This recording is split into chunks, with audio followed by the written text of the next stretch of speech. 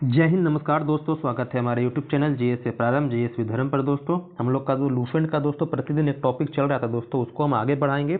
और आज दोस्तों हम लोग करने वाले हैं पॉलिटी में दोस्तों हम लोग भारतीय संविधान का जो पहला चैप्टर है मेरे भाई, भारत में संवैधानिक विकास का इतिहास के बारे में जानेंगे।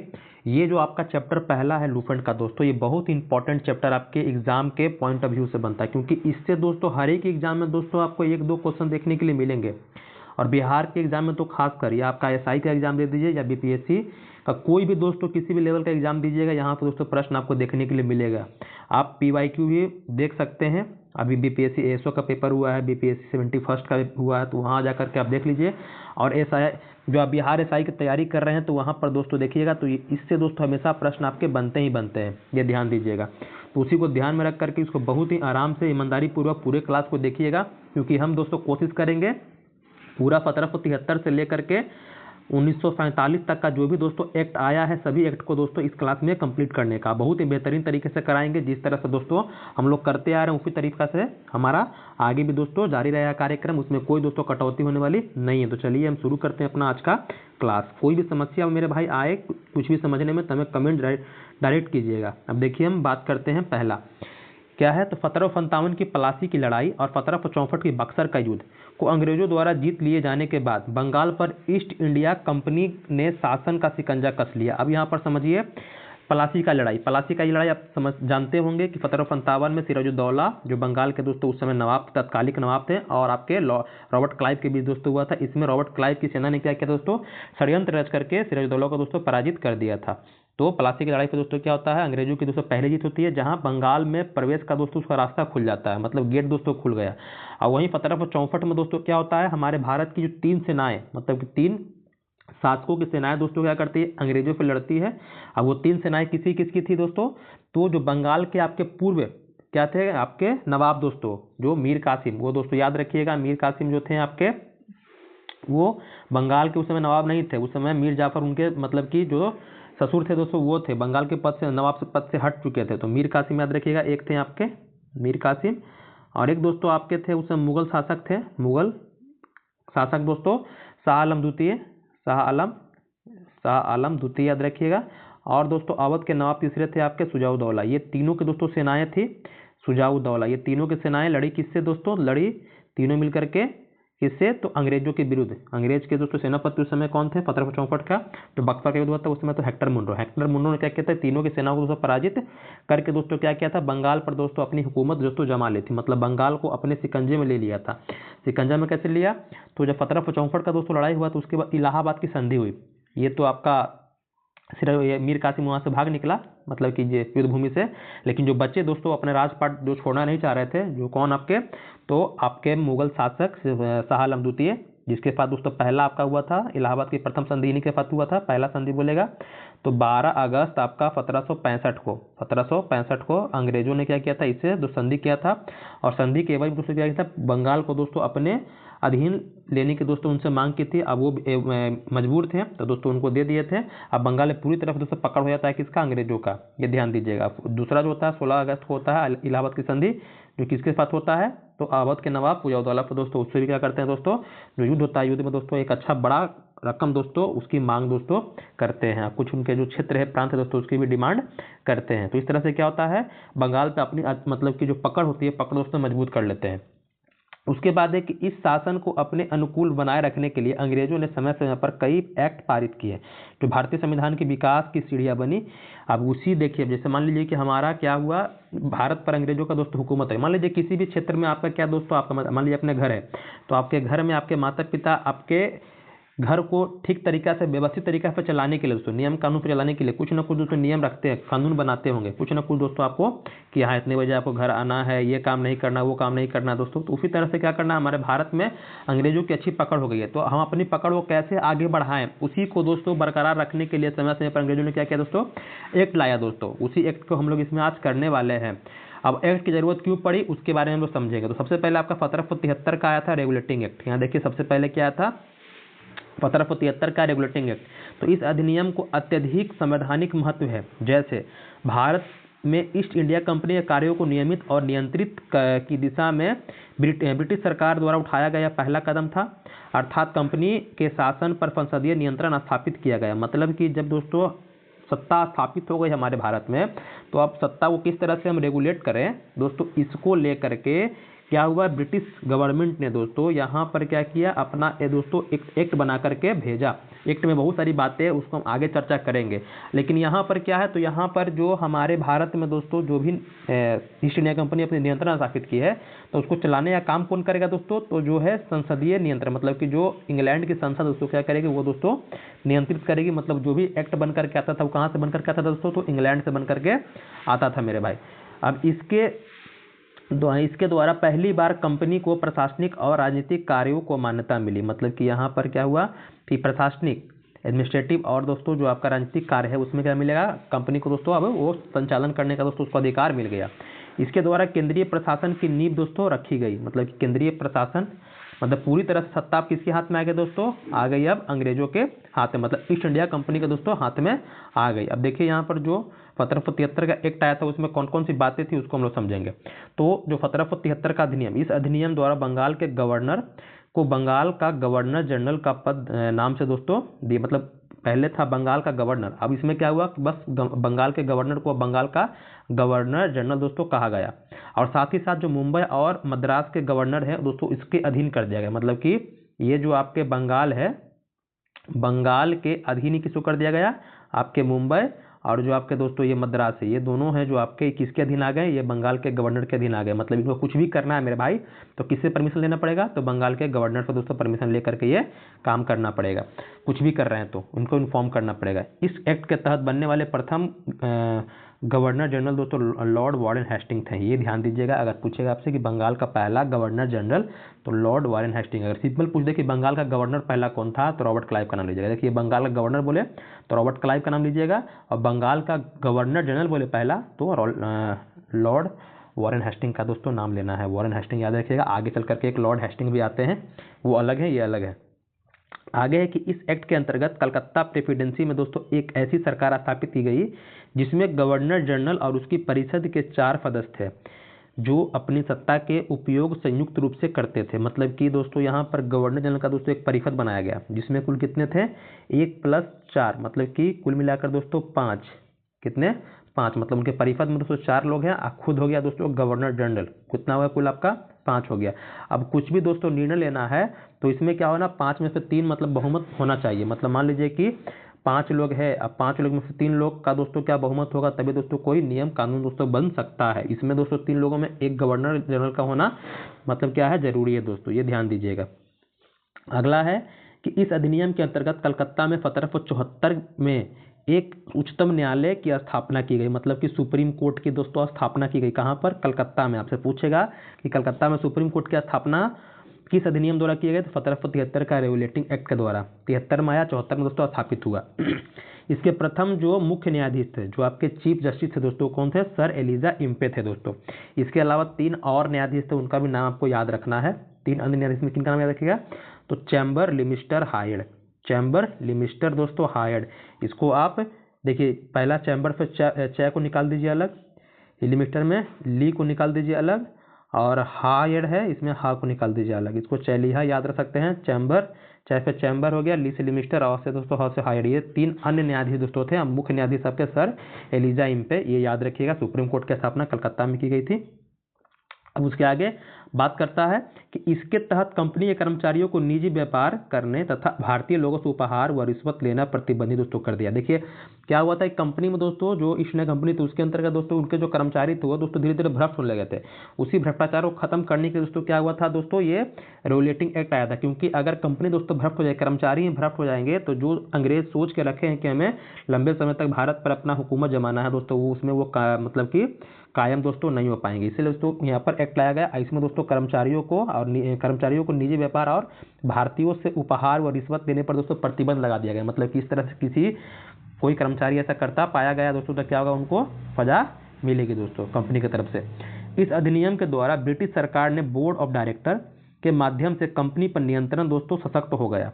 इससे भारत में इसके राजस्व, नागरिक और सैन्य मामलों की जानकारी ब्रिटिश सरकार को देना आवश्यक दोस्तों कर दिया। ये देखिए बोर्ड ऑफ डायरेक्टर, आगे चलकर 1784 का जो एक्ट आएगा उसमें बोर्ड ऑफ डायरेक्टर को अलग, अब बोर्ड ऑफ कंट्रोलर दोस्तों अलग हो जाएगा, मतलब कि राजस्व विभाग आपका अलग हो जाएगा और जो शासन प्रशासन करने वाला उसको अलग हो जाएगा। यहाँ पर क्या है, ये बोर्ड ऑफ डायरेक्टर है, यही पूरे तरह का काम कर रहा है, पूरी तरह का जो काम कर रहा है ये पूरी जानकारी किसको दे रहा है, तो ब्रिटिश सरकार है दोस्तों उसको इंग्लैंड को मतलब पहुंचा रहा है दोस्तों कि यहाँ भारत में ऐसा चल रहा है, ये ध्यान दीजिएगा। आगे है यहाँ पर जो बात बताएं याद रखिएगा, जो गवर्नर थे बंगाल के उसको गवर्नर जनरल कर दिया गया। सुप्रीम कोर्ट की स्थापना कलकत्ता 1774 में किया गया दोस्तों। रिश्वत और आपके निजी व्यापार करने पर रोक लगा दिया गया।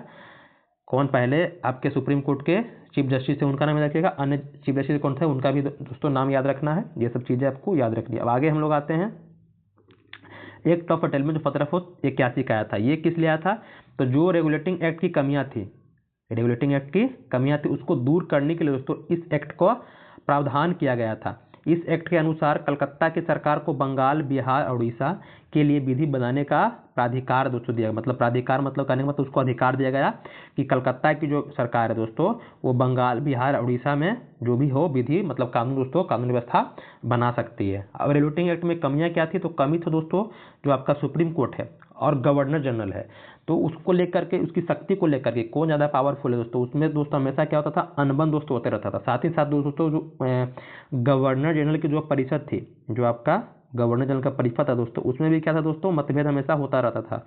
इसको लेकर के दोस्तों क्या हुआ, आपका एक्ट ऑफ अटेलमेंट दोस्तों आया। तो यहाँ पर जो बात बताएं उसको याद रखिएगा, क्या कि एक्ट ऑफ अटेलमेंट 1781 में आया। इसमें है कलकत्ता के सरकार को क्या किया गया, बंगाल, बिहार, उड़ीसा की जो विधि बनाने का मतलब कानून बनाने का उसको अधिकार इसको दे दिया गया। बस एक पॉइंट आपको इसमें याद रखना है। अगला है हमारा east India act. East India act दोस्तों 1784 में आया था, याद रखिएगा। आपसे पूछेगा कि 1784 में या ईस्ट इंडिया एक्ट कब आया दोस्तों, तो 1784 में आया, ये याद रखिएगा। अब बात है कि ये पीट्स कौन है, तो उस समय दोस्तों तत्कालिक समय में आपके ब्रिटेन के दोस्तों ये आपके थे प्रधानमंत्री भी, इनका नाम था विलियम पिट्स। क्या था नाम था, विलियम पिट्स दोस्तों, इन्हीं के दोस्तों अनुशंसा पर एक्ट आया। अब क्या है इस एक्ट में, तो इसमें दोस्तों दोहरे प्रशासन का प्रारंभ हुआ, मतलब कि कह सकते हैं द्वैध शासन। यहाँ पर क्या हुआ, द्वैध शासन का दोस्तों प्रारंभ हुआ, द्वैध शासन दोस्तों आपका शुरू हो गया भारत में। अब द्वैध शासन कैसे कहेंगे सर, तो यहाँ पर दोस्तों बोर्ड ऑफ डायरेक्टर बताया था, वहाँ पर बोर्ड ऑफ डायरेक्टर इनका काम था कि व्यापारिक मामलों के लिए, मतलब कि जो भी भारत में व्यापारिक जो भी मतलब कि नीति निर्माण करना है, जो भी काम करना है व्यापार संबंधित, तो वो कौन करेगा दोस्तों, ये आपका बोर्ड ऑफ डायरेक्टर करेगा। और वहीं बात करेंगे हम कि बोर्ड ऑफ कंट्रोलर, ये राजनीतिक मामलों के लिए, मतलब कि भारत में शासन प्रशासन वो कैसे चलाया जाए, इसको कौन देखेगा दोस्तों, द बोर्ड ऑफ कंट्रोलर, याद रखिएगा। ये आगे चल करके 1858 का अधिनियम में खत्म भी हो जाता है, याद रखिएगा। तो बोर्ड ऑफ डायरेक्टर और बोर्ड ऑफ कंट्रोलर दोस्तों क्या हुआ, 1784 के एक्ट में बना, ईस्ट इंडिया एक्ट में। तो ये बातें याद रखनी है आपको, क्या काम करता है, क्या ये करता है। आगे है देखिए यहाँ पर 1784 के बाद एक क्या होता है कि यहाँ पर घटना होती है दोस्तों कि 1700 जो आपके प्रथम जो बंगाल के गवर्नर जनरल थे वारेन हेस्टिंग, उनको क्या था दोस्तों, उन पर लगता है महाभियोग के कारण दोस्तों क्या होते हैं, चले जाते हैं जो तो अपने वो वापस इंग्लैंड। लेकिन महाभियोग दोस्तों प्रक्रिया पूरी नहीं होती है, इसको लेकर के तत्कालिक समय में दोस्तों यहाँ पर स्थिति दोस्तों क्या होती है, थोड़ा सा डगमगा जाती है इंग्लैंड की। तो यहाँ पर क्या होता है कि 1786 में दोस्तों एक्ट आता है, एक्ट आता है। इसमें क्या होता है कि जो आप नाम सुने थे लॉर्ड कॉर्नवालिस का नाम सुने होंगे दोस्तों, अस्थायी बंदोबस्त उससे जुड़ा हुआ है उनका नाम से।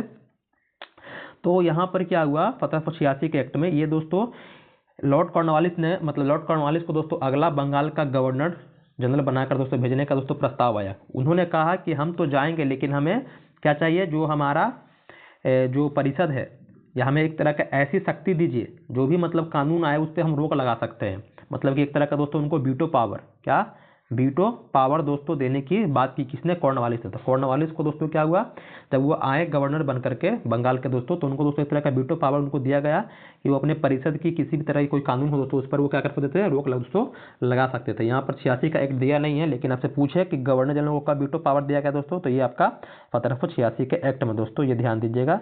ये रातों रात जो कहा जाता है दोस्तों कि इंग्लैंड की संसद ने क्या किया दोस्तों, इसे संशोधन कर करके ये प्रावधान दोस्तों लाया था। फिर अगला है 1793 का चार्टर एक्ट। चार्टर अधिनियम देखिए दो तरह का आपका है, जो आपका है चार्टर अधिनियम अलग है और आपका जो 1858 के बाद जो अधिनियम आता है वो अलग है। चार्टर अधिनियम कहने का मतलब है कि जो कानून इंग्लैंड से बन करके हमारे भारत में आ रहा है, और जो 1858 के बाद जो भी बनेगा ना मेरे भाई वो क्या होंगे, भारत शासन अधिनियम, वो इंग्लैंड में मतलब कि भारत में दोस्तों कानून बन रहे हैं, ये ध्यान दीजिएगा। तो इसके द्वारा नियंत्रण बोर्ड के सदस्यों को तथा कर्मचारियों के वेतन आदि को भारतीय राजस्व से दिया जाए। मतलब कि जो कर्मचारी ब्रिटिश ईस्ट इंडिया कंपनी के लिए काम कर रहे हैं दोस्तों, उनको वेतन कहाँ से मिलेगा, तो भारतीय राजस्व से, मतलब हमारे भारत मतलब कि जो भारत का जो खजाना दोस्तों उससे उनको वेतन दोस्तों दिया जाएगा। ये 1793 के एक्ट में दोस्तों कहा गया। इसमें एक बात और कहा गया कि ये जो अधिनियम होगा उसके बाद क्या होगा, 20 वर्षों के लिए दोस्तों ये बढ़ा दिया गया। मतलब कि 20 वर्षों के लिए क्या होगा दोस्तों, ये आगे चलेगा। मतलब कि 1813 में दोस्तों फिर से एक नया चार्टर दोस्तों आपका आएगा। तो जो बताएं इसमें क्या है, तो इसमें बस एक ही पॉइंट याद रखना है कि इसमें क्या है कि जो ब्रिटिश ईस्ट इंडिया कंपनी के कर्मचारी थे उनको जो वेतन मिलेगा वो कहाँ से मिलेगा, भारतीय राजस्व से दोस्तों मिलेगा। अगला हमारा है 1813। इसमें दोस्तों इससे तो भर भर के प्रश्न आपके आते हैं एग्जाम में। ये देखिए इसमें 2-3-4 पॉइंट है, बस वो याद रखना, आपका काम हो जाएगा। तो इस अधिनियम की मुख्य विशेषता क्या थी, तो पहली विशेषता याद रखिएगा कि कंपनी के अधिकार पत्र को 20 वर्षों के लिए बढ़ा दिया गया। मतलब कि ये 20 वर्ष तक दोस्तों इसमें जो भी प्रावधान होंगे चलेंगे अगले 20 वर्ष तक। और अगला जो आएगा 1833 में आएगा। तो कंपनी के भारत के साथ व्यापार करने के एकाधिकार को छीन लिया गया। मतलब क्या है कि जो एकाधिकार कंपनी का था, एकाधिकार कहने का मतलब कि ब्रिटिश ईस्ट इंडिया कंपनी दोस्तों क्या कर रही थी, भारत में व्यापार कर रही थी, और कोई इंग्लैंड कंपनी हमारे देश में व्यापार नहीं कर रही थी। लेकिन यहाँ पर एकाधिकार दोस्तों खत्म कर दिया गया, किंतु उन्हें चीन के साथ व्यापार और पूर्वी देशों के साथ चाय के व्यापार के लिए संबंध में 20 वर्षों के एकाधिकार दोस्तों प्राप्त रहा। मतलब कि उनको एक अधिकार मिला किसके लिए, तो चीन के साथ व्यापार करने के लिए, और पूर्वी देशों के साथ चाय का व्यापार करने का दोस्तों उनको एक अधिकार था। मतलब कि चीन के साथ व्यापार कौन करेगा, तो ईस्ट इंडिया कंपनी करेगी और कोई इंग्लैंड की कंपनी नहीं करेगी। और चाय का व्यापार दोस्तों ईस्ट इंडिया कंपनी को ही दिया गया। बाकी जो और भी इंग्लैंड की कंपनियां होंगी दोस्तों उनको यहाँ से दोस्तों प्रवेश करने की भारत में या अन्य दोस्तों पूर्वी देशों में अनुमति दोस्तों यहाँ से मिल गई थी। याद रखिएगा, पहला पॉइंट याद रखिएगा, एकाधिकार कब खत्म कर देगा। एकाधिकार मतलब कि पूरी तरह से नहीं, पूरी तरह से 33 में खत्म होगा, वो पॉइंट हम बताएंगे आपको। बस यहाँ पर याद रखिएगा, सिंपल पूछेगा कि किस एक्ट के द्वारा जो ब्रिटिश इंडिया कंपनी थी उसके व्यापारिक एकाधिकार को खत्म किया गया, तो 1813 का अधिनियम दोस्तों। कुछ सीमाओं के अधीन सभी ब्रिटिश, आगे बता रहा है, जो ब्रिटिश कंपनियां हैं मतलब इंग्लैंड की जो कंपनियां हैं उसको दोस्तों क्या मिलेगा, यहाँ पर नागरिकों के लिए भारत के साथ व्यापार खोल दिया गया। मतलब कि जो भी हैं दोस्तों व्यापार अब कर सकते हैं, एकाधिकार जब खत्म हो गया। तो 1813 में पहले ईसाई पादरियों को भारत आने की आज्ञा नहीं थी। मतलब इससे पहले 1813 से पहले दोस्तों नहीं था, मतलब इससे पहले नहीं था। लेकिन अब यहाँ पर क्या दोस्तों, ईसाई लोग भी दोस्तों आ सकते हैं भारत में अपने धर्म प्रचार प्रसार के लिए। ये भी पॉइंट आपके लिए इंपॉर्टेंट है। परंतु 1813 के अधिनियम द्वारा ईसाई पादरियों को आज्ञा प्राप्त करके भारत आने की दोस्तों सुविधा मिल गई, ये भी याद रखिएगा। इसमें दोस्तों एक पॉइंट आपको दिया नहीं है, इसमें एक पॉइंट कहा गया और भी, जो 5वां पॉइंट आप बोल सकते हैं। इसमें कहा गया कि भारतीय शिक्षा पर दोस्तों जो एजुकेशन है दोस्तों उस पर दोस्तों क्या करेगी, ब्रिटिश गवर्नमेंट प्रति वर्ष दोस्तों 1 लाख रुपया खर्च करेगी। कितना करेगी, 1 लाख रुपया प्रति वर्ष दोस्तों खर्च करेगी। याद रखिएगा, भारतीय शिक्षा पर दोस्तों, उस समय अंग्रेजी ही शिक्षा का माध्यम था, तो उसी शिक्षा पर क्या करेगी दोस्तों, 1 लाख रुपया प्रति वर्ष खर्च करेगी। यहाँ पर दिया नहीं था, लेकिन याद रखिएगा इससे हमेशा प्रश्न आपके आते ही आते हैं। 3 पॉइंट आपको 1813 के अधिनियम में याद रखना। 1813 का जो एक्ट है उसमें 3 पॉइंट। पहला है कि आपका व्यापारिक एकाधिकार समाप्त कर दिया गया, व्यापारिक एकाधिकार ईस्ट इंडिया कंपनी का खत्म हो गया। उसके बाद इसमें एक पॉइंट हो गया। दूसरा पॉइंट है कि ईसाई धर्म के प्रचार प्रसार के लिए दोस्तों जो ईसाई मिशनरीज है उसको दोस्तों आज्ञा मिल गया, यहाँ भारत में प्रवेश का। और तीसरा है शिक्षा पर दोस्तों प्रति वर्ष 1 लाख रुपया खर्च करने की दोस्तों इसमें बात की गई थी। ये भी पॉइंट आपके लिए इंपॉर्टेंट है। अब आगे हम आते हैं, आगे है 1833 का चार्टर अधिनियम। 1833 जो बताया था कि 20 वर्ष के लिए बढ़ेगा, तो इस अधिनियम की कौन कौन सी विशेषताएं हैं वो देखते हैं। तो इसके द्वारा कंपनी के व्यापारिक एकाधिकार को पूर्णतः दोस्तों समाप्त कर दिया गया। याद रखिएगा, पूरी तरह से समाप्त कब किया गया, तो 1833 का चार्टर एक्ट में। ये ध्यान देने वाली बात है, एकाधिकार बोलेगा 1813 में, लेकिन पूरी तरह से एकाधिकार समाप्त कब किया गया, 1833 का चार्टर अधिनियम।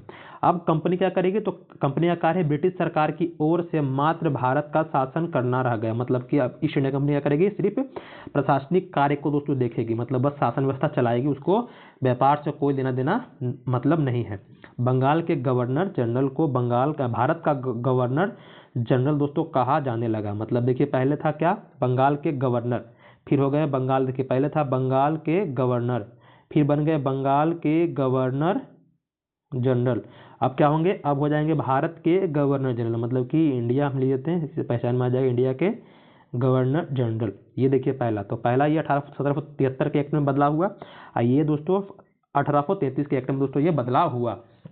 तो पहले बोलेगा बंगाल के गवर्नर तो कौन होंगे, रॉबर्ट क्लाइव। पहले बोलेगा बंगाल के गवर्नर जनरल वॉरेन हेस्टिंग। अगर बोलेगा पहले भारत के गवर्नर जनरल, पहले भारत के गवर्नर जनरल बोलेगा तो किसका नाम लीजिएगा, विलियम बेंटिक का नाम लीजिएगा। किसका लीजिएगा, विलियम बेंटिक का नाम। तो वही बात यहाँ है, कहा जाने लगा बम्बई तथा मद्रास की परिषदों को विधि निर्माण शक्तियों को वापस ले लिया गया। मतलब कि बम्बई और जो मद्रास की जो परिषद था उसको जो विधि निर्माण करने की जो शक्ति दिया गया था दोस्तों, उसको क्या किया गया, वापस दोस्तों लिया गया। मतलब उनको किसी प्रकार की शक्ति दोस्तों कहीं दी गई। आगे है कि विधि परामर्श हेतु गवर्नर जनरल की परिषद में एक विधि सदस्य के रूप में चौथे सदस्य को शामिल किया गया। मतलब कि गवर्नर जनरल को भी दोस्तों क्या होगा, कानूनी मतलब कि सहयोग, सहायता, परामर्श की जरूरत पड़ेगी दोस्तों। तो उसी के लिए दोस्तों क्या हुआ, ब्रिटिश गवर्नमेंट ने दोस्तों क्या किया, इस एक्ट के माध्यम से एक विधि अधिकारी की दोस्तों नियुक्ति की गवर्नर जनरल की परिषद में। दोस्तों ये ध्यान दीजिएगा, भारत में दास प्रथा को विधि विरोध घोषित कर दिया गया और तथा 1843 में उसका उन्मूलन कर दिया गया। याद रखिएगा, भारत में हमें जो दास प्रथा थी, हमारी सामाजिक कुप्रथा थी दोस्तों, उसको दूर करने का भी दोस्तों प्रयास किया गया और 1843 में दोस्तों क्या किया गया, उसको दोस्तों उन्मूलन मतलब कि दोस्तों खत्म कर दिया गया। ये ध्यान दीजिएगा। अधिनियम की धारा 87 के तहत कंपनी के अधीन पद धारण करने के लिए किसी व्यक्ति को धर्म, जन्मस्थान, मूल वंश या रंग के आधार पर अयोग्य न ठहराए जाने का दोस्तों उपबंध किया गया। सिंपल समझिए कि अगर आपको ब्रिटिश ईस्ट इंडिया कंपनी में दोस्तों नौकरी करना है तो नौकरी करने के लिए दोस्तों पहले क्या था, भेदभाव होता था, धर्म को लेकर के, जन्मस्थान को लेकर के, मूल वंश, रंग को लेकर के दोस्तों। लेकिन इस अधिनियम में कहा गया धारा 87 में कि किसी तरह का दोस्तों अगर भारतीय चाह रहे हैं नौकरी करना तो किसी तरह का दोस्तों क्या होगा, उनको अयोग्य नहीं ठहरा सकते हैं आप। मतलब कि उसको ये प्रतिबंधित दोस्तों इस सब चीज़ों के लिए कर दिया गया। ये बात को याद रखना है, आपको भूलिएगा नहीं।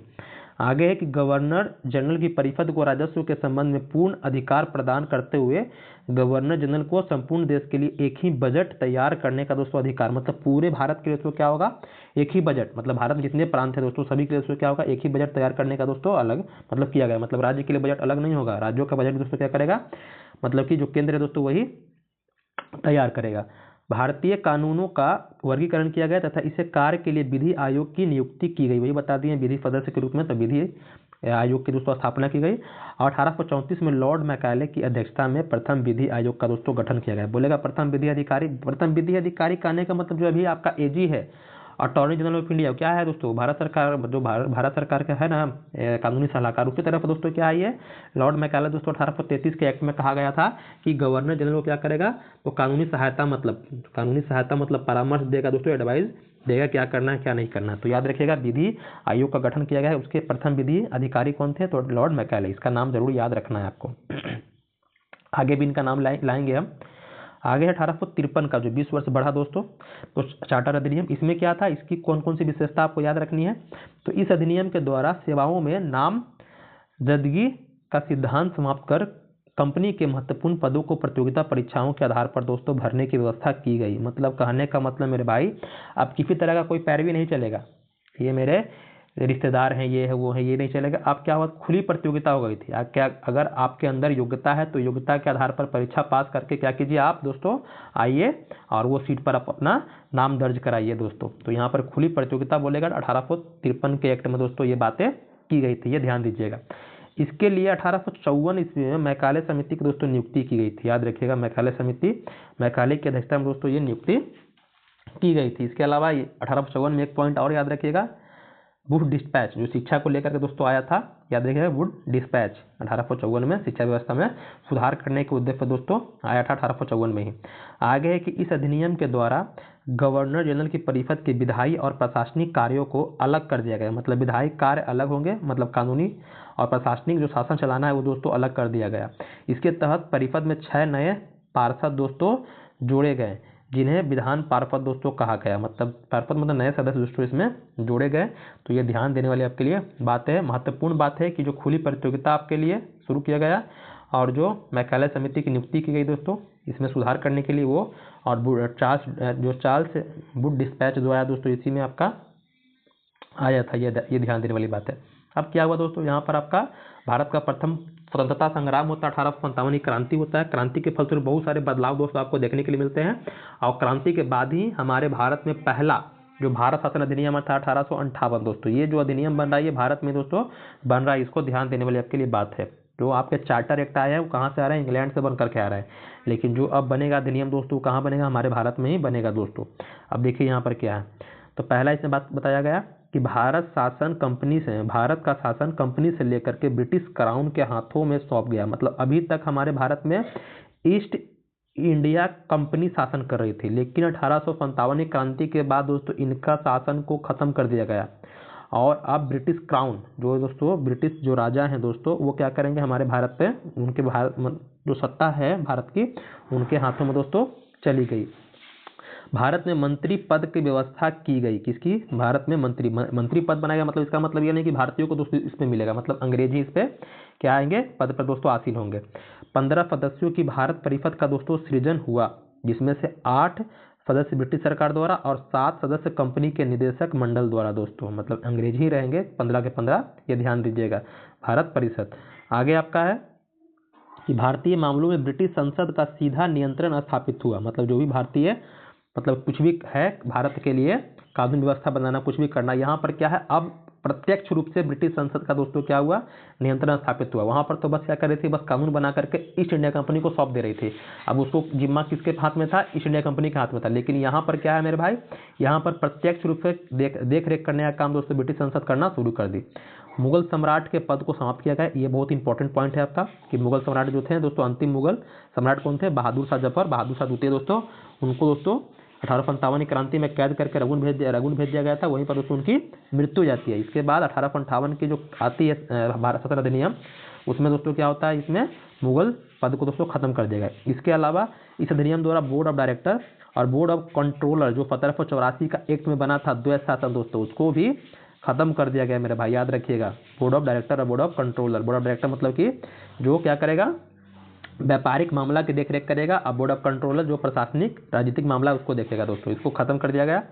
भारत में शासन संचालन के लिए ब्रिटिश मंत्रिमंडल में एक सदस्य के रूप में भारत के राज सचिव, जिसको हम लोग भारत सचिव के नाम से भी जानते हैं दोस्तों, ये ध्यान दीजिएगा, भारत सचिव के नाम से जानते हैं। एक नया दोस्तों क्या हुआ, संचालन के लिए एक नया दोस्तों पद का सृजन किया गया, भारत सचिव नियुक्ति के गए। वो अपने कार्यों के लिए ब्रिटिश संसद के प्रति उत्तरदायी होता था। मतलब जो भी मतलब क्या हो रहा है भारत में, उस सीधा दोस्तों क्या करेगा, ब्रिटिश संसद को इन्फॉर्म करेगा। मतलब ये ब्रिटिश संसद का दोस्तों क्या था दोस्तों, आपका प्रतिनिधि था। भारत के प्रशासन पर इसका संपूर्ण नियंत्रण था।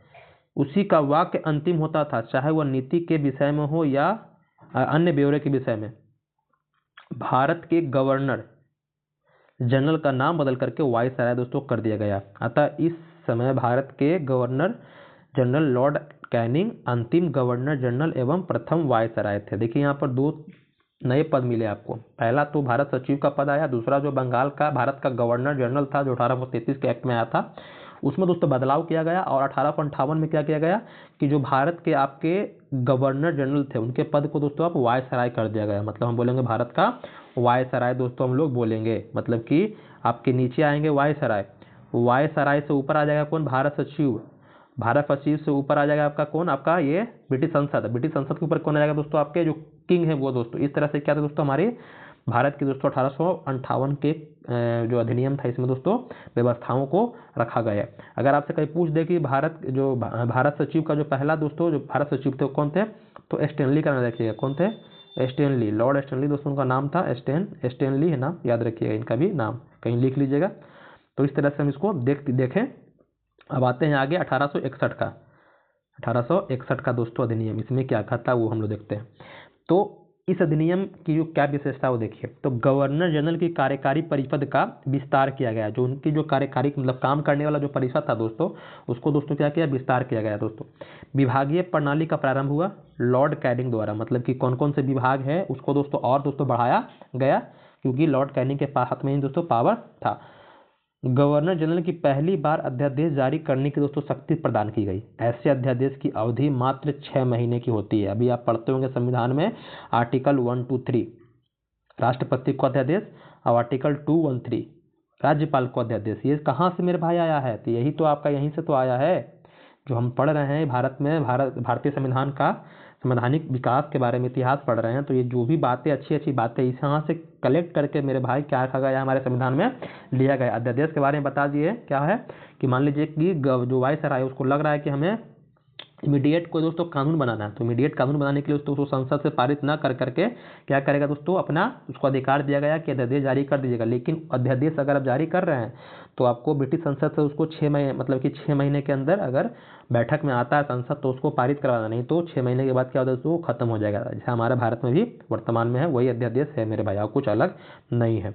अगला है, अब सिंपल पूछा है कि अध्यादेश जारी करने की शक्ति दोस्तों किस अधिनियम द्वारा दी गई, तो 1861 का भारत परिषद अधिनियम, याद रखिएगा। आगे है कि गवर्नर जनरल को बंगाल, उत्तर पश्चिम सीमा प्रांत और पंजाब में विधान परिषद स्थापित करने की शक्ति दोस्तों प्रदान की गई। मतलब कि इतना पावर गवर्नर जनरल को मतलब कि दिया गया कि वो विधान परिषद दोस्तों स्थापित कर सकता है। इसके द्वारा कानून बनाने की प्रक्रिया में भारतीय प्रतिनिधियों को शामिल करने की शुरुआत हुई। मतलब कि 1861 का अधिनियम इतना दोस्तों आपका इंपॉर्टेंट है कि जो बीपीएससी होता है, बीपीएससी अपना मेंस एग्जाम में दोस्तों ये पूछता है हमेशा, मतलब जो आपका शॉर्ट आंसर क्वेश्चन उसमें दोस्तों आपको हमेशा मतलब कि अल्टरनेट करके आपको देखने के लिए मिलेगा। अगर मान लीजिए कि 70वां में पूछा है तो 71वां में नहीं 72वां में जरूर पूछेगा। इस तरह से दोस्तों ये आपका ये चलता है, इतना इंपॉर्टेंट है। तो इसमें क्या बोला आपसे कि इसके द्वारा कानून बनाने की प्रक्रिया में मतलब कि विधि बनाने की प्रक्रिया विधि निर्माण में दोस्तों भारतीय प्रतिनिधि को भी मतलब जो भारतीय लोग हैं उनको भी शामिल करने का दोस्तों शुरुआत हुआ। वायसराय कुछ भारतीयों को विस्तारित परिषद में गैर सरकारी सदस्य के रूप में दोस्तों नामांकित कर सकता था। नामांकित करने का मतलब कि मनोनीत दोस्तों कर सकता था, अमनोनीत किया भी, ऐसा नहीं कि नहीं किया। देखिए आगे यहाँ पर आपको नोट में दिया है जो आपके लिए एक बहुत ही इंपॉर्टेंट पॉइंट बन सकता है। 1862 में लॉर्ड कैनिंग ने तीन भारतीयों जिसमें बनारस के राजा, पटियाला के महाराजा और सर दिनकर राव को विधान परिषद में मनोनीत किया। पता है ना, नामांकित मतलब कि नॉमिनेट करने का दोस्तों अधिकार था किसको, वायसराय को। और 3 लोगों को किया भी, बनारस के राजा का, पटियाला के महाराजा या राजा ही बोल दीजिएगा, और सर दिनकर राव को दोस्तों विधान परिषद में मनोनीत दोस्तों किया, ताकि ये भी क्या कर सके दोस्तों जो विधि निर्माण है भारत के लिए बन रहा है उसमें दोस्तों अपना कुछ दोस्तों सहयोग दे सके। अब हम लोग आते हैं आगे 1873 का अधिनियम, ये क्या कहता है। तो इस अधिनियम द्वारा यह उपबंध किया गया कि ईस्ट इंडिया कंपनी, जो आपकी ईस्ट इंडिया मेरे भाई कंपनी अभी तक है, को किसी भी समय भंग किया जा सकता है, मतलब कि उसको खत्म किया जा सकता है। और वो समय जब आया जब इसको खत्म किया गया, कब, तो 1 जनवरी 1884 को ईस्ट इंडिया कंपनी को औपचारिक रूप से दोस्तों भंग कर दिया गया। मतलब कि ऑफिशियली दोस्तों क्या किया गया, इसको खत्म कर दिया गया। ये याद रखिएगा। जो कंपनी 1600 में दोस्तों स्थापित हुई थी कब जाकर खत्म हो गई, तो 1884 में। कुल मिलाकर के 284 साल तक दोस्तों ये कंपनी रही दोस्तों अस्तित्व में, याद रखिएगा। ये 1873 का अधिनियम में दोस्तों ये बात आया और ये 84 में दोस्तों खत्म हो गया। फिर शाही उपाधि अधिनियम 1876 बता दिए थे आपको क्या, ये कि ब्रिटिश ईस्ट इंडिया कंपनी के हाथ से शासन निकला और ब्रिटिश क्राउन के हाथ में दोस्तों आ गया। कब, 1858 का अधिनियम में ये बात कहा गया, संतावनी क्रांति के फलस्वरूप।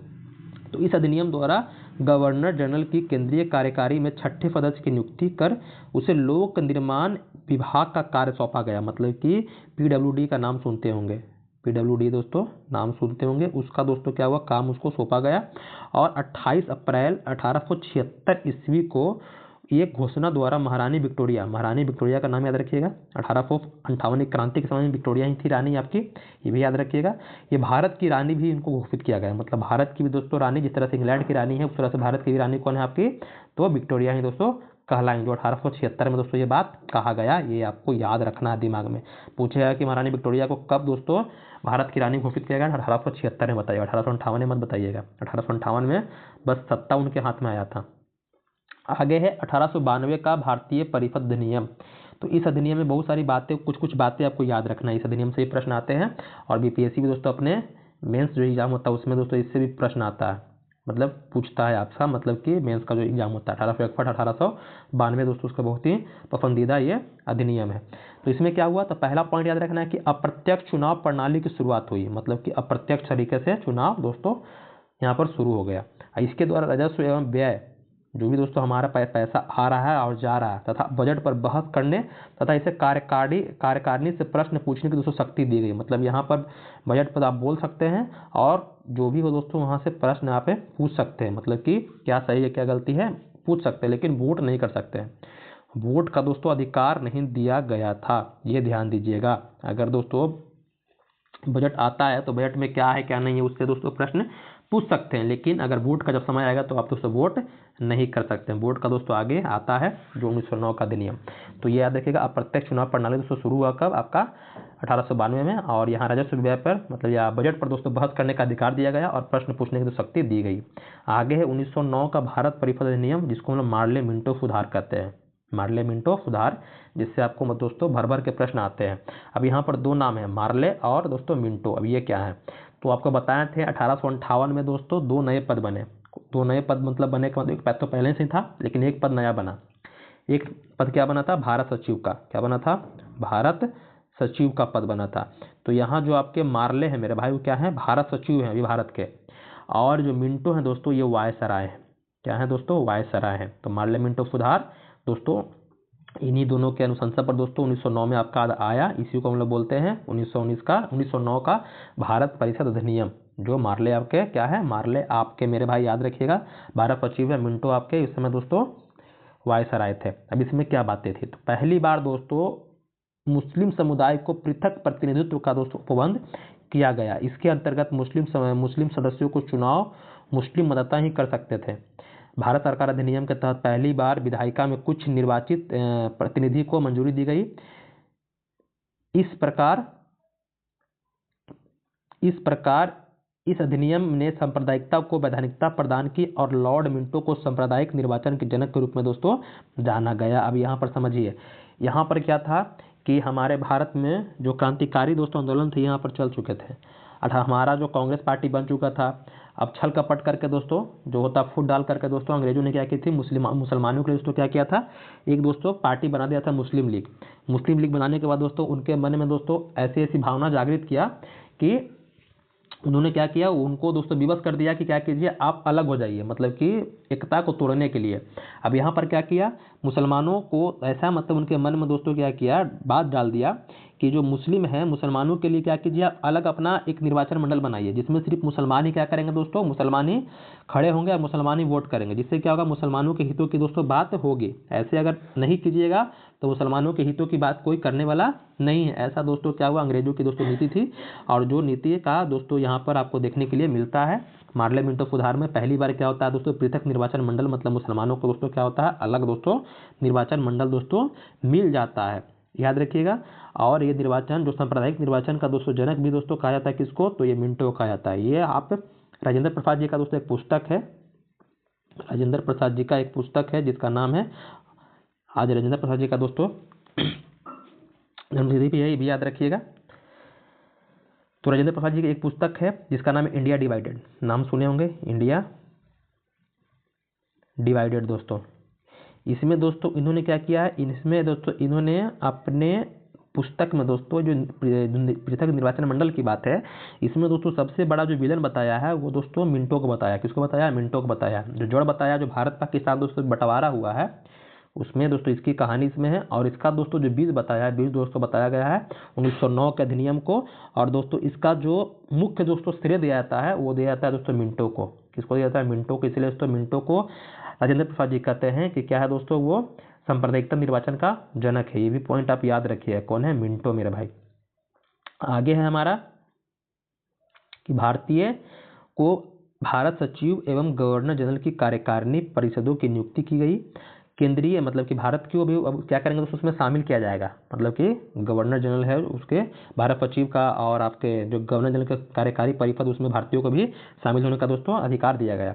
केंद्रीय और प्रांतीय विधान परिषदों को पहली बार बजट पर वाद विवाद करने, सार्वजनिक हितों के विषयों पर प्रस्ताव पेश करने, पूरक प्रश्न पूछने और सबसे इंपॉर्टेंट बात है कि मत देने का अधिकार दोस्तों मिला। मतलब वोट देने का अधिकार, प्रश्न पूछने का अधिकार, बजट पर बहस करने का अधिकार तो 1892 में मिल चुका था, लेकिन यहाँ दोस्तों मत देने का भी दोस्तों इनको अधिकार दिया गया 1909 के मार्ले मिंटो सुधार में।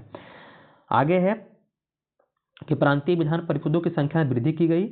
और इसके अलावा जो बताएं कि गवर्नर जनरल के परिषद में वायसराय के परिषद में शामिल होगा दोस्तों, तो यहाँ पर सत्येंद्र प्रसाद सिन्हा वायसराय की कार्यपालिका परिषद में प्रथम भारतीय सदस्य बने। याद रखिएगा, आपसे पूछे कौन बना वायसराय की परिषद में पहला सदस्य भारतीय, तो सत्येंद्र प्रसाद सिन्हा का नाम आपको याद रखना है। इसको अंडरलाइन करके ही रखिएगा मेरे भाई। आगे है कि उन्हें विधि सदस्य बनाया गया। मतलब कि विधि सदस्य मतलब कि विधि कानूनी सदस्य के रूप में दोस्तों इनको जगह दी गई। अगला है कि इस अधिनियम के तहत presidency corporation, chambers of commerce, विश्वविद्यालय और जमींदारों के लिए दोस्तों अलग प्रतिनिधित्व का प्रावधान दोस्तों किया गया, इसमें 1909 के अधिनियम के द्वारा। लेकिन सबसे ज़्यादा जो दोस्तों फेमस आपका है 1909 का अधिनियम, वो आपका मार्ले मिंटो सुधार जो है आपका, वो पृथक निर्वाचन मंडल जो मुसलमानों को मिला है उसके लिए दोस्तों आपका है। और ज़्यादातर प्रश्न आपको उसी से दोस्तों पूछता है। बाकी भी पॉइंट आपको याद रखना है। सत्येंद्र प्रसाद सिन्हा जी का भी नाम आपको याद रखना है। आगे है यहाँ पर देखिए, यहाँ पर वही बात बताया जो हमको बताए थे कि 1909 ईस्वी में लॉर्ड मार्ले इंग्लैंड में भारत के राज सचिव थे और मिंटो दोस्तों भारत में वायसराय थे। भारत में ब्रिटेन के सभी संवैधानिक प्रयोगों में सबसे कम समय तक चलने वाला अधिनियम 1909 का भारत परिषद अधिनियम था। सबसे कम समय तक, ये भी पॉइंट आप याद रखिएगा। जितने भी अधिनियम आए उसमें सबसे कम समय तक 1909 का अधिनियम चला। अब यहाँ पर दो अधिनियम आपके लिए बहुत इंपॉर्टेंट है, 1919 और 1935 दोस्तों। इसमें बहुत सारे प्रावधान दोस्तों दिए गए हैं जो हमारे संविधान में दोस्तों इसमें शामिल किए गए हैं। तो सबसे पहले याद रखिएगा 1919 का भारत शासन अधिनियम। इसको दोस्तों मॉन्टेग्यू चेम्सफोर्ड सुधार अधिनियम के नाम से भी जाना जाता है। मॉन्टेग्यू कौन है? तो आपके भारत सचिव है। चेम्सफोर्ड कौन है दोस्तों? तो आपके उस समय तत्कालिक वायसराय दोस्तों हैं। ये आपको क्लियर हो गया होगा। अब इसमें क्या क्या विशेषता थी? तो पहला था एक केंद्र में द्विसदनात्मक विधायिका की स्थापना की जाएगी। मतलब कि जैसे हमारा विदेश में देख रहे हैं दो सदन है ना, आपका देश में भी है, हमारे राज्य में भी है, लोकसभा है आपका, राज्यसभा। उसी तरह से दोस्तों 1919 में ही दोस्तों क्या हुआ था, द्वै सदन की विधायिका की बात दोस्तों की गई थी।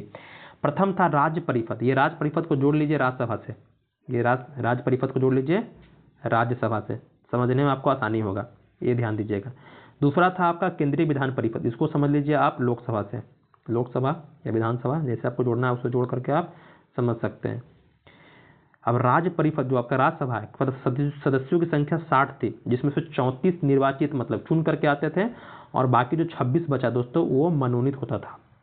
क्या होता था? वो मनोनीत दोस्तों होता था और उनका कार्यकाल 5 वर्षों का होता था। मतलब राज्यसभा में जो राज्यसभा को याद रखिएगा, राज्य परिषद से याद रखिएगा, इनका कार्यकाल 5 वर्षों का होता था। केंद्रीय विधानसभा मतलब लोकसभा से याद रखिए, इसमें सदस्यों की संख्या 144 थी, जिसमें से 104 आपके चुन करके आते थे और 40 दोस्तों मनोनीत होते थे। ये याद रखिएगा, ये दिमाग में डाल के रखिए मेरे भाई। द्विसदनात्मक विधायिका की शुरुआत कहाँ से हुई? 1919 के अधिनियम से हुई। इसमें आपका राज्य परिषद और आपकी जो केंद्रीय विधानसभा है वो दोस्तों थी, उसमें 60 है सबके आपका राज्य परिषद में, 144 आपकी विधानसभा में दोस्तों। कार्यकाल बता दिए आपका 5 वर्ष किसका? तो राज्य परिषद का, 3 वर्ष दोस्तों आपका विधानसभा का, 3 वर्ष आपका विधानसभा का। दोनों सदनों के अधिकार समान थे। इनमें से सिर्फ एक अंतर था कि बजट पर स्वीकृति प्रदान करने का अधिकार निचले सदन को था। अब निचला सदन कौन होगा? अभी राज्यसभा क्या है? उच्च सदन है। राज्यसभा क्या है मेरे भाई? उच्च सदन है। तो मतलब कि राज्य परिषद क्या होगा आपका? ये राज्य परिषद उच्च सदन होगा, राज्य परिषद। और निम्न सदन कौन होगा? तो केंद्रीय विधानसभा दोस्तों क्या होगा? निम्न सदन होगा। वही बात बता रहा है कि सब चीज समान था, लेकिन बजट की स्वीकृति प्रदान करने का अधिकार निचले सदन को था। आज भी देख रहे हैं आपको जो अधिकार है बजट होता है वो कहाँ? लोकसभा में दोस्तों मेरे आता है। प्रांतों में द्वैध शासन प्रणाली का प्रवर्तन किया गया। याद रखिएगा, ये प्रांतों में द्वैध शासन प्रणाली शुरू हुआ कहाँ? तो 1919 के अधिनियम द्वारा। और एक पॉइंट यहाँ पर दिया है ब्रैकेट में करके कि प्रांतों में द्वैध शासन के जनक लियोनस कार्टियस थे दोस्तों। ये भी पॉइंट याद रखिएगा, प्रांतों में द्वैध शासन के जनक बोलेगा तो लियोनस कार्टियस थे। इस योजना के अनुसार प्रांतीय विषयों को 2 उपवर्गों में विभाजित किया गया। मतलब जो प्रांत में जो विषय थे दोस्तों, अभी देखते हैं आप संघ सूची, राज सूची, आप समवर्ती सूची बांटा गया, तो 1935 में आपको पढ़ाएंगे उसको हम। लेकिन यहाँ पर प्रांत में द्वैध शासन जो लागू हुआ तो उसके विषयों को दोस्तों 2 भागों में बांटा गया। पहला की आरक्षित और दूसरा हस्तांतरित या अंतरित। आरक्षित मतलब जो समझिए जो दोस्तों धन से संबंधित, जिससे दोस्तों राजस्व प्राप्ति हो रही है, वो दोस्तों आरक्षित किया गया। और इसको रखा गया कि इसको गवर्नर जनरल मतलब कि वायसराय के अधीन दोस्तों रखा गया। देखिए यहाँ पर देखिए, वित्त हो गया, भूमि कर हो गया, अकाल सहायता हो गया, न्याय हो गया, पुलिस पेंशन, आपराधिक जनजातीय हो गया, छापाखाना हो गया, समाचार पत्र, सिंचाई, जलमार्ग, खान कारखाना, बिजली, गैस, वायलर, श्रमिक कल्याण, औद्योगिक विवाद, मोटर गाड़ियाँ, छोटे बंदरगाह और सार्वजनिक सेवाएं दोस्तों, ये सब आरक्षित विषय थे। वहीं है हस्तांतरित विषय, मतलब इसमें शिक्षा, जो सामाजिक कल्याण के लिए जो विषय होने चाहिए उसको दोस्तों रखा गया हस्तांतरित विषय में याद रखिएगा। शिक्षा, पुस्तकालय, संग्रहालय, स्थानीय स्वायत्त शासन, चिकित्सा सहायता, सार्वजनिक निर्माण विभाग, आबकारी उद्योग, तौल और माप, सार्वजनिक मनोरंजन नियंत्रण, धार्मिक तथा अग्रहार दान आदि दोस्तों। अब देखिए यहाँ पर एक पॉइंट बताया गया आपको, क्या कि आरक्षित विषय जहाँ से दोस्तों संपत्ति आ रही है, धन दोस्तों आ रहा है, उसको का प्रशासन गवर्नर और उसकी कार्यकारी परिषद के माध्यम से किया जाता था, जबकि हस्तांतरित विषयों का प्रशासन गवर्नर द्वारा विधान परिषद के प्रति उत्तरदायी मंत्रियों की सहायता से किया जाता था। इस द्वैत शासन प्रणाली को 1935 के एक्ट द्वारा समाप्त किया गया, मतलब कि जो प्रांतों में द्वैत शासन लगा था उसको 1935 में दोस्तों खत्म कर दिया गया, और 1935 में केंद्र में दोस्तों द्वैत शासन लाया गया। ये पॉइंट को याद रखना है, दिमाग में डाल के रखिएगा कि 1935 के अधिनियम में प्रांतों में द्वैत शासन खत्म किया गया, मतलब प्रांतों को स्वायत्तता दी गई, मतलब कि आज़ादी दी गई दोस्तों, और आपकी केंद्र में द्वैत शासन लाया गया। ये ध्यान देने वाली आपके लिए बात है। आगे है कि भारत सचिव को अधिकार दिया गया कि वह भारत में महालेखा परीक्षक की नियुक्ति कर सकता है। महालेखा परीक्षक कहने का मतलब जैसे अभी आपका कैग है, कैग क्या करता है, हमारे यहाँ पैसा कहाँ से आ रहा है, कहाँ जा रहा है, सब चीज़ का लेखा जोखा रखता है। उसी तरह से दोस्तों भारत सचिव को अधिकार दिया गया कि वो महालेखा परीक्षक की नियुक्ति करे। इस अधिनियम में भारत में एक लोक सेवा आयोग का गठन का प्रावधान दोस्तों किया गया, जो अभी आप देख रहे हैं यूपीएससी की बात कर रहे हैं, तो इसका प्रावधान दोस्तों आपका कहाँ हो गया था, 1919 का अधिनियम हो गया था, जो 1926 में ली आयोग, मतलब इसके लिए एक कमीशन बैठा था जिसको बोलते हैं ली कमीशन। इसकी अनुशंसा पर दोस्तों आपका 1926 में लोक सेवा आयोग का गठन होता है, और सिविल सेवकों की भर्ती के लिए केंद्रीय लोक सेवा आयोग का दोस्तों गठन किया गया। ये ध्यान दीजिएगा, 1926 में यह आयोग बना था। 23-24 में आइए दोस्तों अपना जो भी कमीशन ने अपनी प्रस्ताव जो पेश किया, मतलब बताया कि हाँ यहाँ होना चाहिए, वो सारी चीज़ों को प्रोसेस को पूरा करके दोस्तों 1926 में केंद्रीय लोक सेवा आयोग के दोस्तों गठन किया गया। आगे चल करके क्या है, तो इस अधिनियम के अनुसार वायसराय की कार्यकारी परिषद में 6 सदस्यों में से कमांडर इन चीफ को छोड़ करके 3 सदस्यों को भारतीय होना आवश्यक था। मतलब कि जो भी आपके वायसराय की परिषद थी उसमें 3 सदस्यों का मतलब किसी भी तरह से दोस्तों भारतीय होना आवश्यक दोस्तों कर दिया गया। इसने सांप्रदायिक आधार पर सिखों, भारतीय ईसाइयों, आंग्ल भारतीयों और यूरोपियों के लिए पृथक निर्वाचन सिद्धांत को विस्तारित किया। मतलब कि वहाँ तो शुरुआत हो चुका था, मुसलमानों के लिए उसको क्या मिला था, पृथक निर्वाचन, लेकिन 1919 के अधिनियम में दोस्तों इसको क्या किया गया, पृथक निर्वाचन मंडल को दोस्तों और बढ़ाया गया, और इसमें किसको किसको मिला, सिखों को मिला अलग निर्वाचन मंडल, इस भारतीय ईसाइयों को मिला अलग निर्वाचन मंडल, और भारतीय जो आंग्ल भारतीय हैं दोस्तों, यूरोपीय हैं, उनको भी दोस्तों अलग निर्वाचन मंडल मिला। मतलब कि सिख है तो सिख लोग ही दोस्तों क्या होंगे, खड़े होंगे चुनाव में, और सिख ही वोट करेंगे दोस्तों अपने हितों की। अब जो करना है अपने लिए करेंगे उसमें। जैसे अभी क्या है दोस्तों, अभी आरक्षण है, क्या दिया गया आरक्षण। आरक्षण में क्या होता है कि उस जाति के लोग खड़े होंगे और पूरे लोग दोस्तों वोट करेंगे, लेकिन अलग निर्वाचन मंडल देने का मतलब कि उसी जाति के लोग खड़े होंगे और उसी जाति के दोस्तों धर्म के लोग क्या करेंगे दोस्तों, वोट करेंगे। आगे है कि इसमें पहली बार केंद्रीय बजट को राज्यों के बजट से दोस्तों अलग कर दिया गया। मतलब कि केंद्र का बजट अलग पेश होगा, राज्य का बजट दोस्तों अलग पेश होगा, ये ध्यान दीजिएगा, अलग अलग कर दिया गया। इसके अंतर्गत एक वैधानिक आयोग का दोस्तों गठन किया गया, जिसका कार्य 10 वर्षों के बाद जांच करने के बाद अपनी रिपोर्ट प्रस्तुत करना था। अब देखिए यहाँ पर 1919 का अधिनियम में क्या हुआ आया कि 1919 का अधिनियम क्या होगा, 10 वर्षों के बाद क्या होगा, जो भी इसमें जो भी बातें की गई, जो भी प्रावधान किए गए, वो प्रावधान की जांच करने के लिए दोस्तों क्या था दोस्तों, एक वैधानिक आयोग गठन किया जाता। लेकिन ये जो आयोग बना दोस्तों 1927 में ही बन गया था, जो आप पढ़ते हैं साइमन कमीशन। ये साइमन कमीशन कुछ और नहीं था, ये 1919 के अधिनियम की जांच करने के साइमन कमीशन या साइमन आयोग बोल देते हैं। ये जो आया था 1919 का अधिनियम की जांच करने के दोस्तों आया था, लेकिन इसको आना कब था, 1929 में आना था, लेकिन दोस्तों 27 में गठन होकर के 1928 में दोस्तों ये आ गया था। इसमें तो 10 वर्ष बाद बोला था, लेकिन दोस्तों यहाँ पहले ही आपका आ गया था, ये ध्यान दीजिएगा। साइमन कमीशन क्यों आया तो आपको समझ में आ गया होगा। इस अधिनियम में केंद्रीय विधानसभा में वायसराय के अध्यादेश जारी करने की शक्ति को निम्न रूप से बनाए रखा गया। पहला क्या है कि कुछ विषयों से संबंधित विधेयकों को विचारार्थ प्रस्तुत करने के लिए उसकी पूर्व अनुमति आवश्यक थी। मतलब कुछ विषय, जैसे भी मान लीजिए कि हमारे देश में जो धन विधेयक होते हैं, धन विधेयक पहले किसके पास जाता है तो राष्ट्रपति के पास जाता है, राष्ट्रपति दे देता है अनुमति, तब जाकर के आप उसको लोकसभा में रखते हैं। तो उसी तरह से दोस्तों यहाँ पर भी अध्यादेश मतलब कोई भी कानून होगा तो यहाँ पर वायसराय के पहले पूर्व अनुमति लीजिए, फिर जाकर के उसको विधानसभा में रखिए। आगे है कि उसे भारतीय विधानसभा द्वारा पारित किसी भी विधेयक को वीटो करने या सम्राट के विचार के लिए आरक्षित करने की शक्ति थी दोस्तों, ये भी आप पॉइंट याद रखिएगा।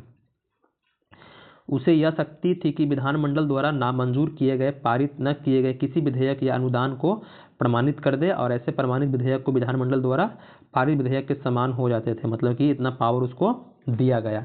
वह आपात स्थिति में अध्यादेश बना सकता था जिनका अस्थायी अवधि के लिए विधिक प्रभाव होता था। मतलब कि इसका कोई अवधि दोस्तों फिक्स नहीं होता था, लेकिन वो अस्थायी होता था दोस्तों, आपात स्थिति जब आए हमारे देश में तब। अब यहाँ पर देखिए, यहाँ पर मॉन्टेग्यू चेम्सफोर्ड सुधार भारत शासन अधिनियम 1919 द्वारा भारत में पहली बार महिलाओं को वोट देने का दोस्तों अधिकार मिला। याद रखिए ये पॉइंट, पहली बार महिलाओं को वोट देने का अधिकार मिला। और उस समय जो इंग्लैंड के प्रधानमंत्री थे, कभी पूछता है, लॉर्ड जॉर्ज थे। मतलब कि 1919 का अधिनियम में दोस्तों लॉर्ड जॉर्ज थे, जिसमें महिलाओं को वोटिंग करने का दोस्तों अधिकार मिला था। लेकिन सभी तरह की महिलाओं को नहीं मिला था दोस्तों, जो सवर्ण वर्ग की महिलाएं थी उन्हीं को मिला था। आगे हमारा है 1935 का भारत शासन अधिनियम, जो दोस्तों बहुत आपके लिए इंपॉर्टेंट बनता है। इसमें दोस्तों लगभग जो आपका बोला जाता है भारतीय संविधान पर, जो हमारा अभी वर्तमान का संविधान देख रहे हैं, तो सबसे ज़्यादा जो प्रभाव है मेरे भाई ये आपका 1935 के अधिनियम का है। लगभग दोस्तों यहाँ से आपके 80% जो आपके भाग है दोस्तों यहाँ से लिया गया है, ऐसा कहा जाता है। यह साइमन कमीशन रिपोर्ट पर आधारित था। बता दिए थे वैधानिक आयोग की जो बात हुई थी 1919 में कि 10 वर्ष बाद क्या होगा, वैधानिक आयोग गठन होगा जिसकी जांच करने के लिए। तो ये आया, जांच किया, उसके आधार पर दोस्तों 1935 का अधिनियम दोस्तों आया। 1935 के अधिनियम में 321 अनुच्छेद, ये याद रखना है, 321 अनुच्छेद, 10 अनुसूचियाँ। इस अधिनियम की मुख्य विशेषता इस प्रकार है, 321 अनुच्छेद थे और 10 अनुसूचियाँ थी किसमें, 1935 के अधिनियम में। अखिल भारतीय संघ, इसमें पहले ही बात बताया कि अखिल भारतीय संघ की स्थापना की जाएगी। यह संघ 11 ब्रिटिश प्रांतों, 6 चीफ कमिश्नर के क्षेत्रों और उन देशी रियासतों को मिलकर बनना था जो स्वेच्छा से संघ में सम्मिलित हो। मतलब कि अखिल भारतीय संघ मतलब कि ऐसा एक भारतीय संघ बनाना है जिसमें 11 ब्रिटिश प्रांत रहेंगे, 6 आपके चीफ कमिश्नर रहेंगे, और जो देशी रियासत जहाँ पर रजवाड़े शासन कर रहे हैं, जो इच्छा से चाह रहे इसमें शामिल होना दोस्तों, वो शामिल हो सकते हैं। प्रांतों के लिए संघ में सम्मिलित होना अनिवार्य था। मतलब जो भी प्रांत है दोस्तों उनको शामिल तो होना ही होना, जो ब्रिटिश प्रांत है उसको शामिल होना ही होना है। किंतु देशी रियासतों के लिए ऐच्छिक था, मतलब कि उसके इच्छा पर निर्भर करता था। ये ध्यान दीजिएगा, देशी रियासतें संघ में सम्मिलित नहीं हुई और प्रस्तावित संघ की स्थापना संबंधी घोषणा पत्र जारी करने का अवसर ही नहीं आया। मतलब कि उसकी इच्छा पर है, वो शामिल हो चाहे नहीं हो दोस्तों, उसके लिए प्रावधान किया गया। अगला है प्रांतीय स्वायत्तता। मतलब बता दिए कि प्रांत में जो द्वैत शासन था दोस्तों उसको खत्म कर दिया गया। इस अधिनियम के द्वारा प्रांतों में द्वैत शासन व्यवस्था का अंत कर उन्हें एक स्वतंत्र और स्वायत्तशासी संवैधानिक आधार प्रदान किया गया। मतलब उनको दोस्तों आज़ादी दी गई, किसको, प्रांतों को दोस्तों। तो प्रांतों में द्वैत शासन 1919 में आया, खत्म कब किया गया, तो 1935 में। अगर पूछे कि प्रांतीय स्वायत्तता कब दी गई दोस्तों, तो 1935 के अधिनियम में दी गई थी।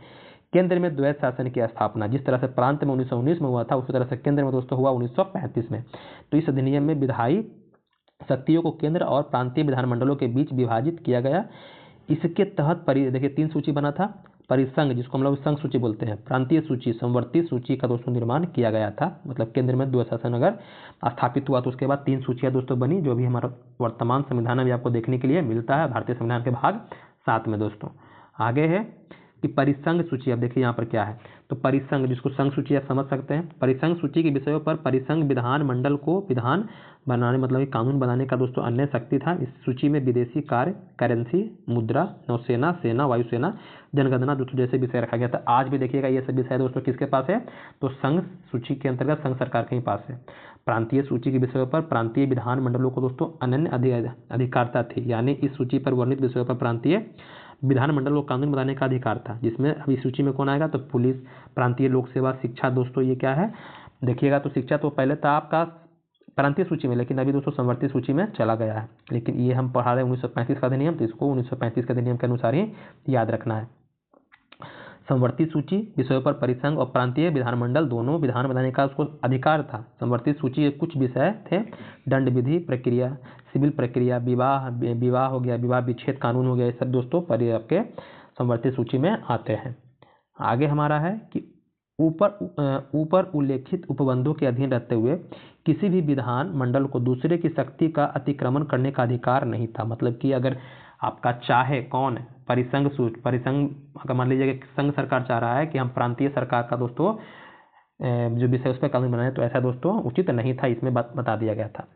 वायसराय द्वारा आपात की उद्घोषणा किए जाने पर परिसंघ विधानमंडल को प्रांतीय सूची के विषय में विधि बनाने की शक्ति थी। जब बिल्कुल जैसा अभी आप पढ़े हैं पॉलिटी में दोस्तों, बिल्कुल उसी तरह से, क्योंकि दोस्तों इसी से हमारा संविधान में शामिल किया गया है, इसीलिए इसको समझने में कोई दिक्कत आपकी नहीं होगी कि आपातकाल जब आएगा तो आपातकाल की स्थिति में जो भी आपका प्रांतीय सूची है, जो आपका राज्य सूची है, उस पर दोस्तों कानून कौन बनाएगा, तो संघ सूची बना, मतलब कि संघ सरकार दोस्तों बनाएगी। दोनों प्रांतीय विधानमंडलों के अनुरोध पर परिसंघ विधानमंडल प्रांतीय विधानमंडल के विषय में विधान बना सकती है। संवर्ती सूची के विषय पर परिसंघ विधि प्रांतीय विधि पर अभिभावी होती है। इस अधिनियम में अवशिष्ट विधायी शक्तियां वायसराय को दी गई। मतलब वही बता दिए कि जो संवर्ती सूची में कुछ विषय हैं तो दोनों को अधिकार दिया गया, लेकिन अगर मतभेद होता है तो मतभेद की स्थिति में दोस्तों जो ऊपर वाले हैं जिसको जो पावर दिया गया है, मतलब कि संघ को दिया गया है, तो संघ का ही दोस्तों कानून क्या होगा, प्रभावी होगा। और अवशिष्ट शक्तियां जो मतलब तीनों विषय में दोस्तों नहीं है तो किसके अंडर में है, तो वायसराय के दोस्तों अधीन कर दिया गया। मतलब कि आज भी देखिएगा तो 3 सूची है, 3 सूचियों के अलावा दोस्तों कुछ विषय हैं जिसको हम लोग अवशिष्ट विषय के नाम से जानते हैं, वो किसके अधीन है, तो दोस्तों वो केंद्र सरकार के अधीन है, मतलब कि संघ सरकार के अधीन है दोस्तों, उस पर कानून संघ सरकार बनाती है।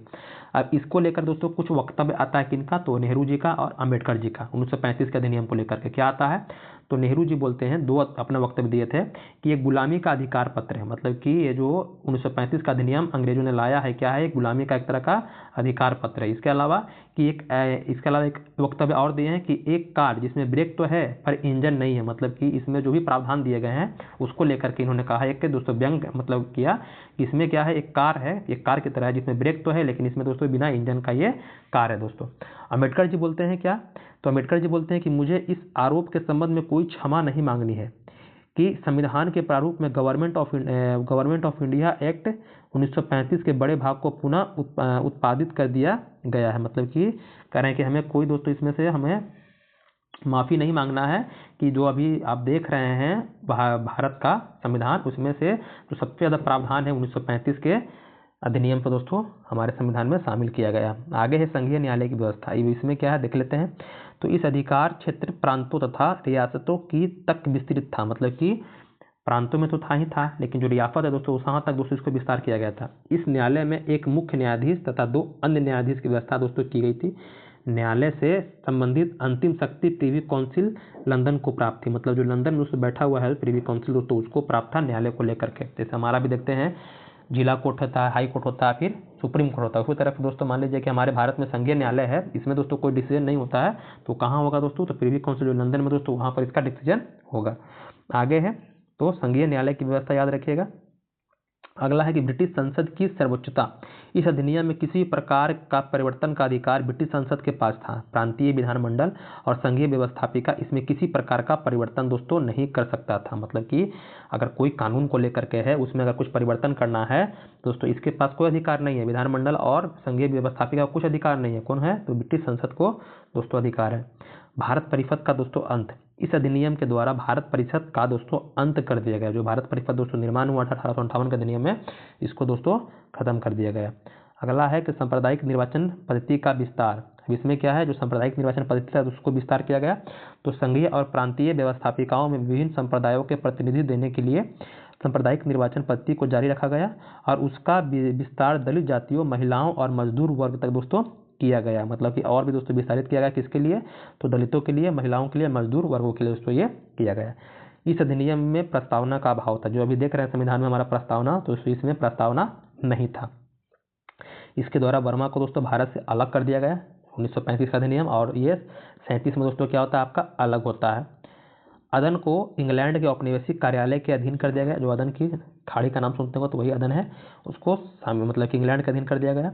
और बरार को मध्य प्रांत में शामिल किया गया। जो बरार है दोस्तों उसको मध्य प्रांत, जो आपका दक्षिण भारत में पड़ता है, उसको दोस्तों क्या किया गया, मध्य प्रांत में शामिल किया गया। मतलब कि मध्य प्रांत का मतलब कि मध्य भारत में, मध्य प्रदेश में।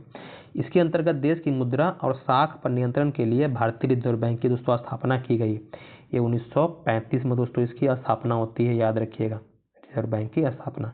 इसने मताधिकार का विस्तार किया और लगभग 10% जनसंख्या को मत का अधिकार मिल गया। मतलब हमारे भारत में इतनी बड़ी आबादी है, उसमें से 10% लोग क्या कर सकते हैं दोस्तों, मतलब मत दे सकते हैं। अब यहाँ पर देखिए एक पॉइंट है कि भारत सरकार अधिनियम 1935 के कारण बम्बई से सिंध प्रांत का निर्माण हुआ। मतलब जो पहले सिंध प्रांत जो देख रहे हैं पहले दोस्तों बम्बई में ही शामिल था दोस्तों, उसको अलग करके दोस्तों एक सिंध प्रांत दोस्तों बनाया गया।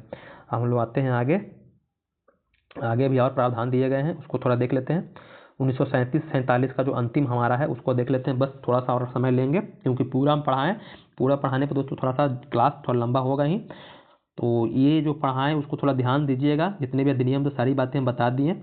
आगे है कि 1945 का अधिनियम जो अंतिम है, जिसको हम लोग भारतीय स्वतंत्रता अधिनियम के नाम से जानते हैं, इसमें कुछ कुछ प्रावधान है उसको याद रखना है कि ब्रिटिश संसद में 4 जुलाई 1947 को भारतीय स्वतंत्रता अधिनियम प्रस्तावित किया गया। मतलब कि प्रस्ताव को पेश किया गया कहाँ पर, ब्रिटिश संसद में। कब? 4 जुलाई 1947 को। ये पारित कब हो गया? तो ये दोस्तों 18 जुलाई 1947 को दोस्तों पारित हो गया। मतलब 14 दिन बाद इसको स्वीकृति दोस्तों मिल गई।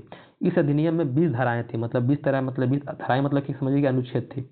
इस अधिनियम के प्रमुख प्रावधान को हम लोग बारी बारी समझते हैं। पहला था कि 2 अधिराज्यों की स्थापना। ये 2 अधिराज्यों पढ़ के समझ गए होंगे, एक भारत पाकिस्तान, मतलब एक आपका इंडिया, एक आपका दोस्तों पाकिस्तान, क्योंकि आज़ादी के साथ ही हमारे भारत का विभाजन दोस्तों हुआ था।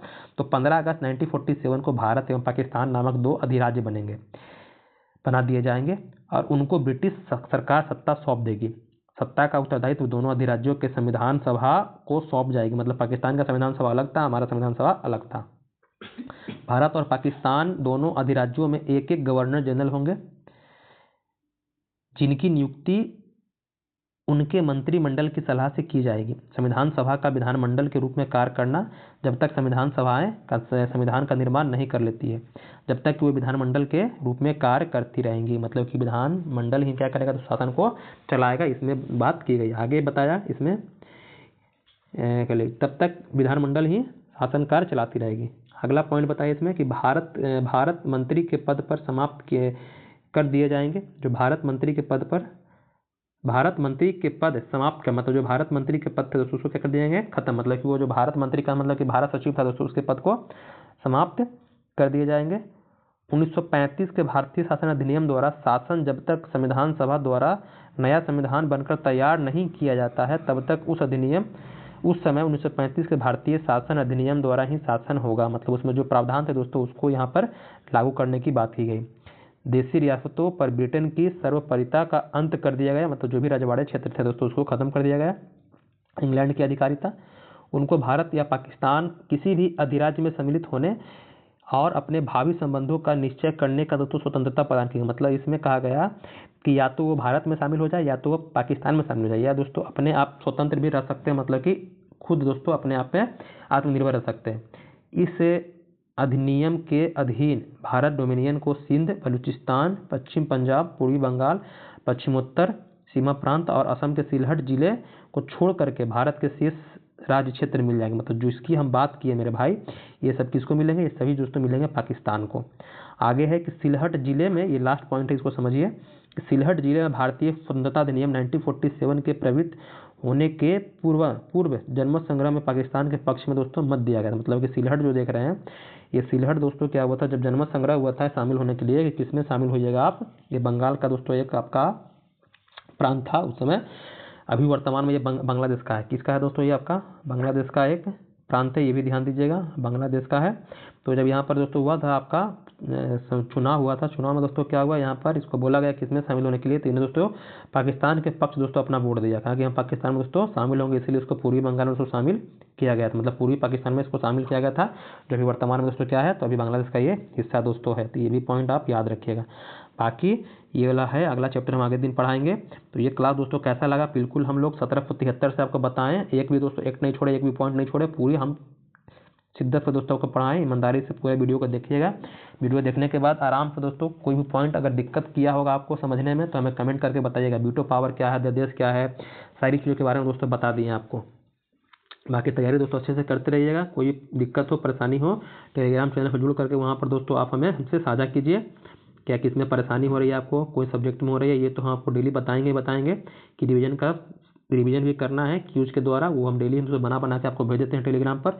उसका लिंक आपको डिस्क्रिप्शन बॉक्स में या कमेंट बॉक्स में दे देंगे, डायरेक्ट आप जुड़ जाइएगा, जुड़ कर दोस्तों क्यूज बनाइएगा। इससे क्या होगा, आपका दोस्तों रिवीजन हो जाएगा और लूफेंट को सही तरीका से कैसे पढ़ा जा रहा है वो आप समझ ही रहे हैं, किस तरह से क्या है, हर एक पॉइंट को, हर एक लाइन को समझना है, क्या बोल रहा है। बाकी दोस्तों क्लास कैसा लगा, थोड़ा ही भले ही लंबा हो लेकिन पूरी तरह से हम पूरे क्लास को दोस्तों एक क्लास में ही कर दिए हैं। तो अगर आपको दोस्तों क्लास सही लग रहा है, अच्छा लग रहा है दोस्तों, थोड़ा लाइक करके ही जाइएगा वीडियो को। और कुछ त्रुटि आपको दिखी, कुछ भी दोस्तों सजेशन देना है, सलाह देना है तो कमेंट करके हमें बताइए कि हाँ सर इसमें कुछ और भी ऐड होना चाहिए, कुछ फैक्ट बताइए, तो हम उस पर दोस्तों काम करेंगे। और दोस्तों हमेशा बार बार बताते हैं कि अगर कोई आपका स्टडी ग्रुप है, भाई बंधु आपके हैं दोस्तों, तो उनको भी शेयर कर दीजिए ताकि उनको भी इससे लाभ हो सके कि लूफेंट को किस तरह से पढ़ना है। लूफेंट पढ़ के दोस्तों आप अच्छा खासा वनडे एग्जाम क्लियर कर सकते हैं, ये हम पे भरोसा करके आप रखिए। ना तो जो भी एग्जाम दिए हैं आज तक, अगर आपके पास पेपर है तो उसमें जो भी क्वेश्चन दोस्तों आपके पास है वो हमें भेजिए, आपको हम बाई पेज दिखा देंगे कहाँ से ये क्वेश्चन दोस्तों है, कहाँ से छपा हुआ है। बाकी चैनल पर दोस्तों पहली बार अगर आए हैं तो चैनल को सब्सक्राइब कर लीजिएगा। और जिस तरह से पढ़ाई में दोस्तों लगे हुए हैं उसको दोस्तों उसमें किसी तरह की दोस्तों कटौती नहीं करना है, लगातार उसको करते रहना दोस्तों। जितना समय मिल रहा है उसी समय में दोस्तों आपको क्या करना है, आपको अपना काम दोस्तों करना है, अच्छे से रहना है दोस्तों। धन्यवाद।